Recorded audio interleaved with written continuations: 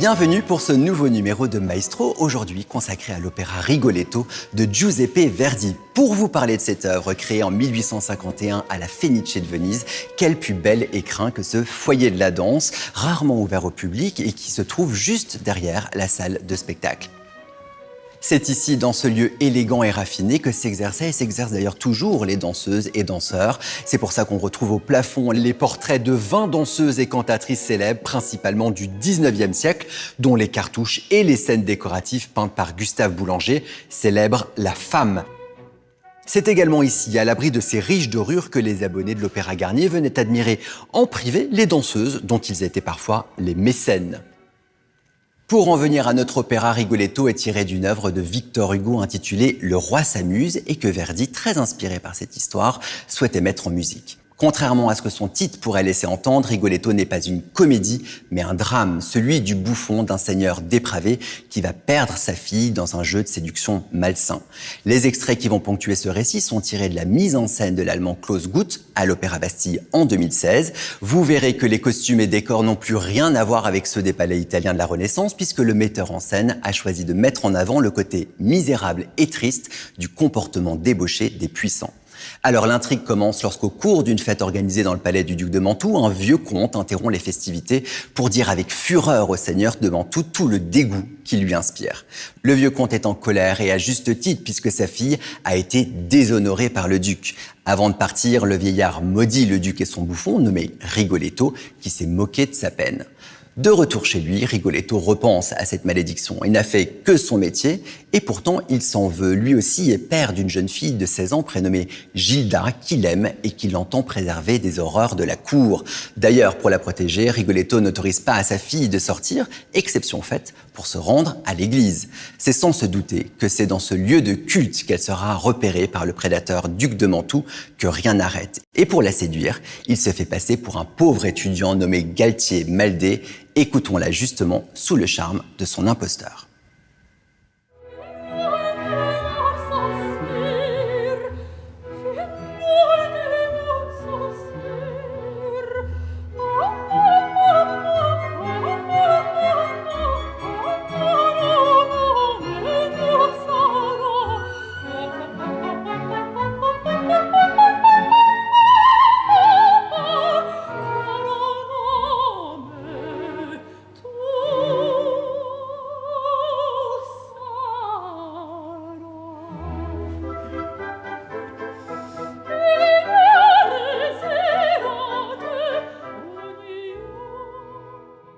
Mais Gilda va être enlevée par des courtisans mal intentionnés qui souhaitent se venger des sarcasmes incessants de Rigoletto.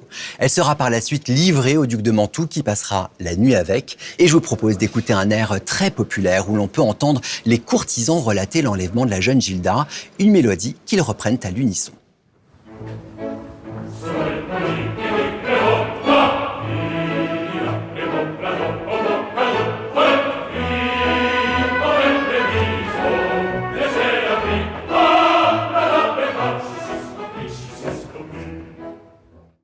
Le lendemain matin, Gilda retrouve son père. Elle lui raconte le subterfuge du duc pour la séduire et sa nuit de déshonneur avec lui. Devant cette infamie, le bouffon Rigoletto jure alors de se venger de son maître. Il promet à sa fille de laver cette infamie et je vous propose justement de l'écouter chanter son obsession de vengeance.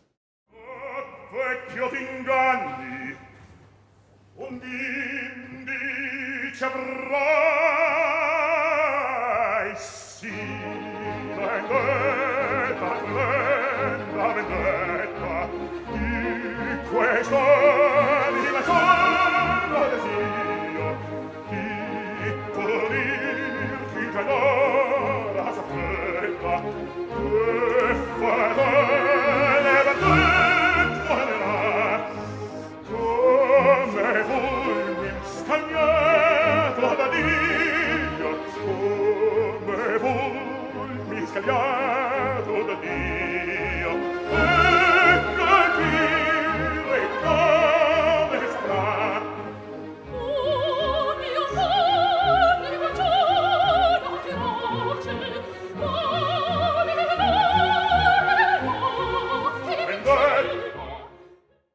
Alors notre Rigoletto imagine un plan pour que sa fille ne soit plus sous l'emprise des belles paroles du duc.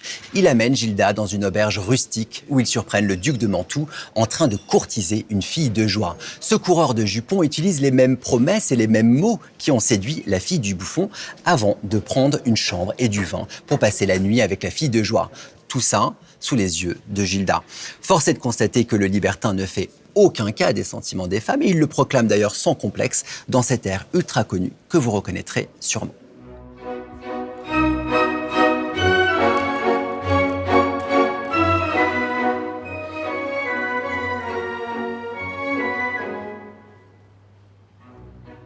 La donna è mobile, qual piuma in vento, muta d'accento e di pensiero. Sempre una mobile, leggiadro viso, il pianto in riso è menzognero. La donna è mobile, qual piuma in vento, muta d'accento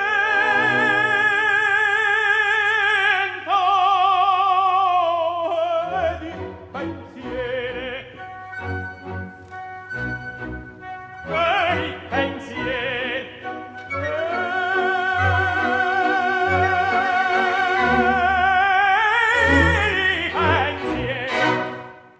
Notre Rigoletto, toujours habité par sa vengeance, décide d'engager un tueur à gages pour assassiner le duc une fois ses ébats finis.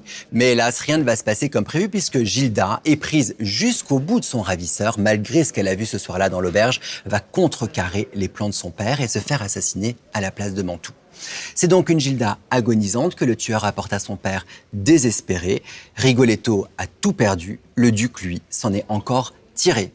Voilà, ainsi s'achève cette histoire de malédiction brillamment mise en musique par Verdi. La première de Rigoletto à Venise est d'ailleurs un triomphe. Si la critique fait la fine bouche, le public, lui, pris par l'intrigue, adore. Certainement parce que Rigoletto met en évidence les tensions sociales et reprend le thème cher à Victor Hugo du puissant contre le faible, du détenteur du pouvoir face à son peuple.